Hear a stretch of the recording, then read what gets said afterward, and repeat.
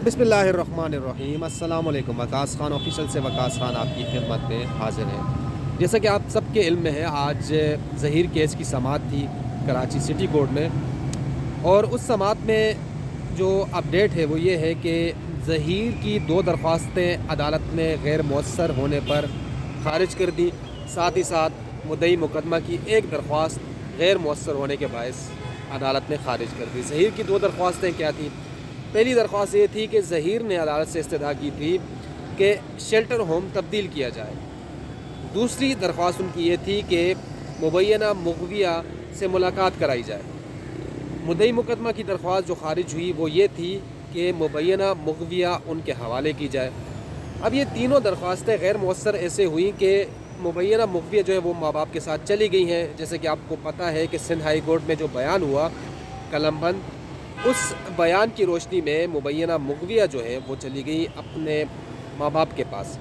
तो पहली जो दरख्वास्त थी ज़हीर की कि शेल्टर होम तब्दील किया जाए, वो तो वही गैर मौसर होगी। ज़ाहिर शेल्टर होम में अब मुबैना मुग़विया है ही नहीं, तो शेल्टर होम कैसे तब्दील किया जाए। मुलाकात की जहाँ तक बात है, तो मुलाकात तो तब होगी जब मुबैना मुग़विया ख़ुद चाहेंगी। अब क्योंकि उन्होंने तो अपने माँ बाप का इंतखाब कर दिया ज़हीर के मुकाबले में। तीसरी दरख्वास्त मुद्दई मुकदमा की, जिसमें उन्होंने कहा था कि मुबैना मुग़विया को उनके हवाले किया जाए, वो तो ऑलरेडी हो चुकी हैं सिंध हाई कोर्ट में बयान के बाद। तो ये तीनों दरख्वास्तें गैर मौसर होने के बायस ख़ारिज हो गई हैं। मज़ीद अपडेट इस केस में ये है कि निकाह ख्वाह और गवाह इनकी बरियत की दरख्वास्तें इनकी जानिब से दायर कर दी गई हैं, जिस पर अदालत ने नोटिस जारी कर दिए। और नोटिस जारी करने के बाद ज़ाहिर सी बात है अदालत में बताया जाएगा कि ये बरी हो सकते हैं या नहीं। बहरहाल बरियत की दरख्वास्तें उनकी जानिब से दायर कर दी गई हैं, और उस दरख्वास्त में यही मौक़िफ़ अपनाया गया है कि हमारा इस केस से कोई ताल्लुक़ नहीं है, गैर कानूनी तौर पर हमारे ख़िलाफ़ केस बनाया गया है और इस केस से हमें बरी किया जाए। तो देखते हैं बरियत की दरख्वास्तों पर क्या होता है। जहाँ तक ज़हीर की बात है, तो ज़हीर का मामला ये है कि केस अब जाएगा आगे चार्ज फ्रेम पे, क्योंकि जब तक ज़हीर की दरख्वास्त थी डिस्ट्रिक्ट जज की अदालत में कि अदालत तब्दील की जाए, उस दरख्वास्त का फ़ैसला नहीं आ रहा था, उस दरख्वास्त की सुनवाई नहीं हो रही थी, समाअत नहीं हो रही थी, जिसके बायस ये तवालत इख्तियार कर रहा था। और अब बाकायदा तौर पे उसी अदालत में केस वापस आ गया जहाँ से ये ट्रायल का आगाज़ होना था। तो वही अदालत अब चार्ज फ्रेम करेगी ज़हीर पर, और चार्ज फ्रेम के बाद बाकायदा तौर पर इस केस में लगे इल्ज़ामात, या यूँ कह लीजिए कि चालान में जो इल्ज़ामात आयद किए गए हैं ज़हीर पर या ज़हीर से जुड़े लोगों पर, उनको साबित करना पड़ेगा। कि सपोज़ कम उम्री में शादी हुई, साबित करना पड़ेगा, उम्र को साबित करना पड़ेगा। एक बात ये भी है कि यहाँ से अगवा किया गया, या जो इल्ज़ामात लगाए गए हैं वो इल्ज़ामात साबित करना पड़ेंगे, और इल्ज़ामात साबित होने की रोशनी में अदालत अपना फ़ैसला सादिर फरमाएगी। लेकिन वो मरहला अभी बहुत दूर है, अभी कई मराहिल इस केस में आने बाकी हैं।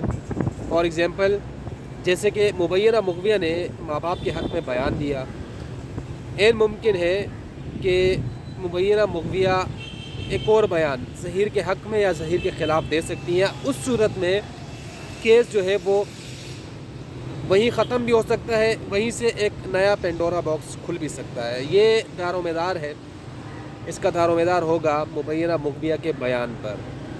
लेकिन हो सकता है वो बयान न दें, हो सकता है कि उनकी तरफ से कन्फेशनल स्टेटमेंट रिकॉर्ड कर दिया जाए। अभी बहुत सी चीज़ें होना बाकी हैं, बहुत सी चीज़ें होना बाकी हैं, और शुरू से हम कहते चले आ रहे हैं इस केस का सारा दारोमदार जो है वो मुबैना मुग़विया के बयान पर है। और बार बार मैं कहता चला आ रहा हूँ कि मुबैना मुग़विया अगर चाहे तो ज़हीर इस केस से अलग हो सकता है, और वो अगर चाहे तो ज़हीर इस केस में बुरी तरह फंस सकता है।